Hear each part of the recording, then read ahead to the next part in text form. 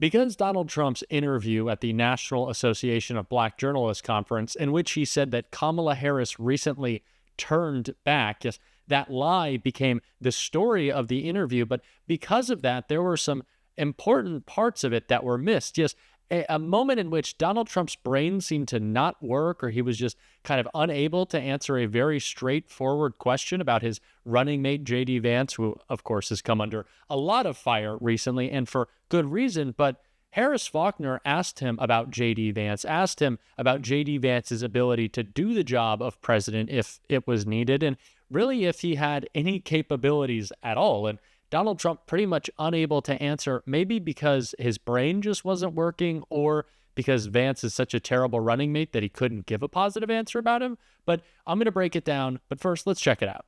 When you look at JD Vance, is he ready on day one? Does he what? Ready on day one, if he has to be. I've always had great respect for him, and for the other candidates too. But I will say this, and I think this is well documented.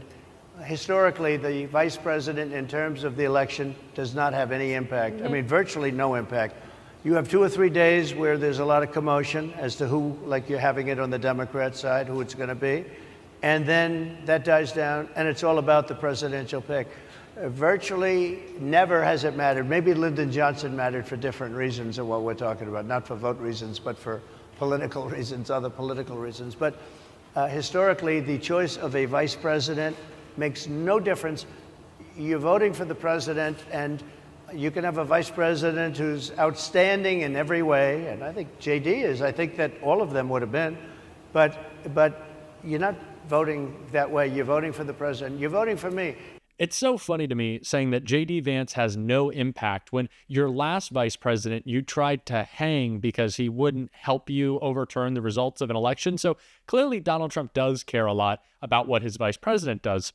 It's also pretty funny that he can't answer the question of whether or not JD Vance is ready. First of all, Donald Trump is not ready to be president. He is completely unfit, and so is JD Vance. But I think it's funny that he wouldn't even answer that, maybe because it didn't compute in his mind that he couldn't maybe not exist in this world one day. But another thing that I found remarkable about Donald Trump's answer is that he kept bringing up the other candidates. He said, "Oh, I've always had a lot of respect for JD Vance and the other potential candidates," which makes me think that Trump is wavering on this pick a little bit, as reports have indicated, and maybe wants to go back to one of those other candidates and so he's just still being a little bit nice, fluffing them up a bit, and just in case he has to go back to them. But Pete Buttigieg gave a great response to Donald Trump not being able to defend his pick of JD Vance, and I want to check it out. Caught up on this latest appearance by Donald Trump, but one of the things I saw was he was asked about JD Vance, and if I understand right, his answer was basically to say, oh, well, it doesn't matter that much to the outcome of the campaign, who you pick for VP, which means it did not occur to him to even pretend to be interested in the impact of the vice presidential choice on the country. It's one of the most serious, in fact, the most serious choice that a candidate makes as a candidate, because it's the one thing that goes into effect for the entire country automatically if that candidate gets elected. And yet, as somebody who's just incapable of thinking or caring about the rest of the country and about how elections affect our lives, I think it's very telling that when he got a question about the embarrassments that have been caused by his own choice for running mate and VP in JD Vance, he didn't even try to defend what kind of vice president he would be for the country or whether he would be ready on day one. Instead, just talked about it completely in terms of politics. Of course, the politics of this aren't that great for him either.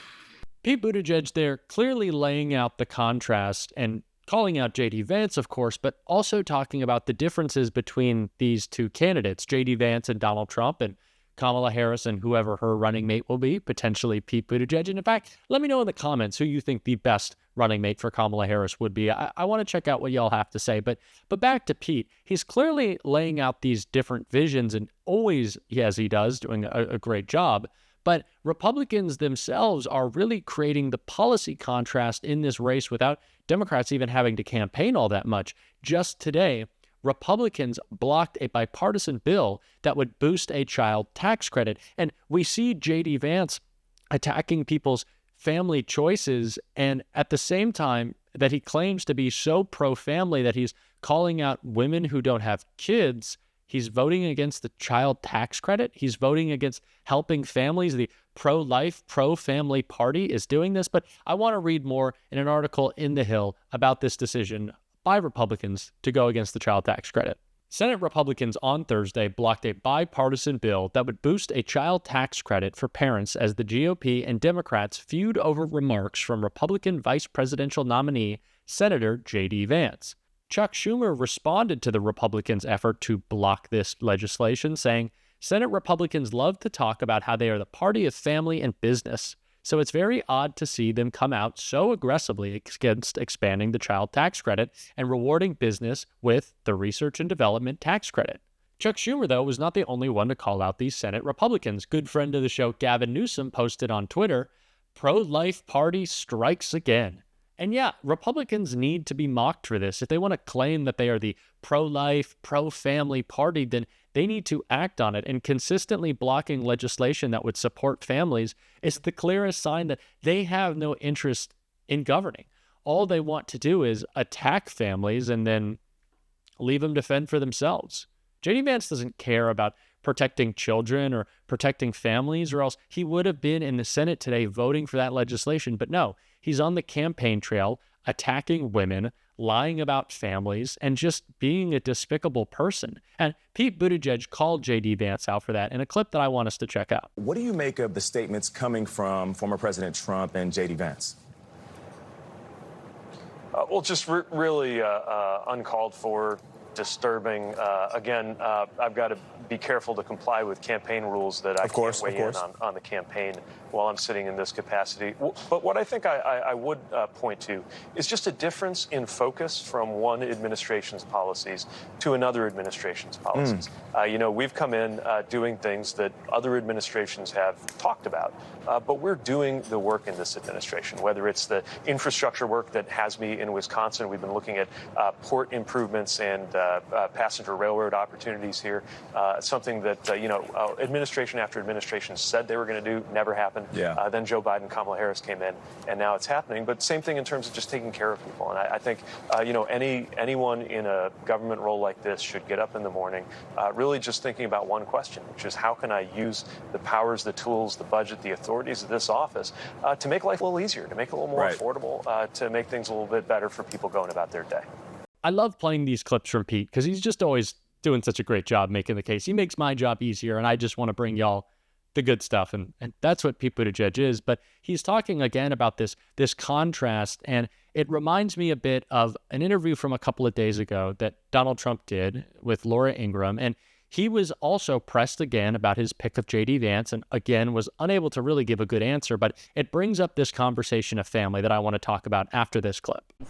Knee-jerk, you know, conservative, you know, et cetera, et cetera. But some of it's coming from Republicans who I think want to go back to the days of open borders and perpetual war.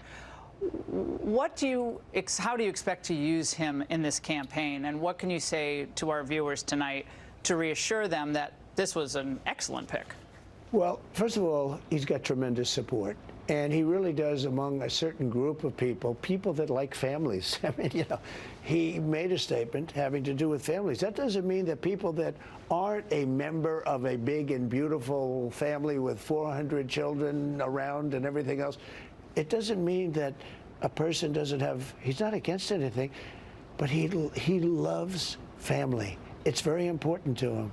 He grew up in a very interesting family situation, and he feels family is good.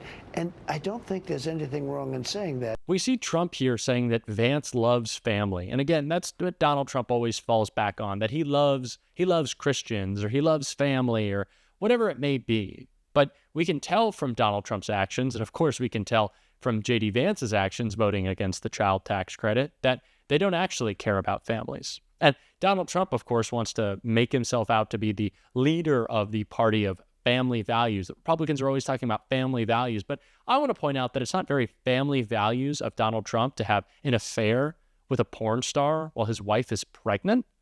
I don't know what's family values about that, and I don't want to comment too much on Donald Trump's family, but I've seen a lot out of Don Jr. that suggests Donald Trump maybe wasn't the best father in the world, or else he wouldn't be as as he is. But we don't need to get into personal attacks against people's families. That's what Republicans do. I just want to point out the hypocrisy in this action by both Trump and Vance. They don't act on what they say, and they never have, and they never will. This is the hypocrisy that is inherent and important in the MAGA movement. They claim to be for things and turn around and vote against them. It's like Donald Trump saying that he's going to make the country great again. Now, of course, that was a lie in 2016 when he ran the first time, but Donald Trump had the opportunity to be president. He had the opportunity to make America great again in his mind, and he failed. He made the country worse. He led us into a disastrous COVID-19 pandemic in which he couldn't manage it, a complete mismanagement. So Donald Trump, anytime he wants to claim that he's going to fix America if he was elected again, Donald, what did you do the first time? We saw your record, and the Biden-Harris record is one of success. So how about we continue that, and we can just kick Trump to the curb? That sounds best to me. And if you want to be part of a movement that is calling out Donald Trump, calling out this MAGA hypocrisy, make sure, as always, that you hit that subscribe button. Join what we are building here.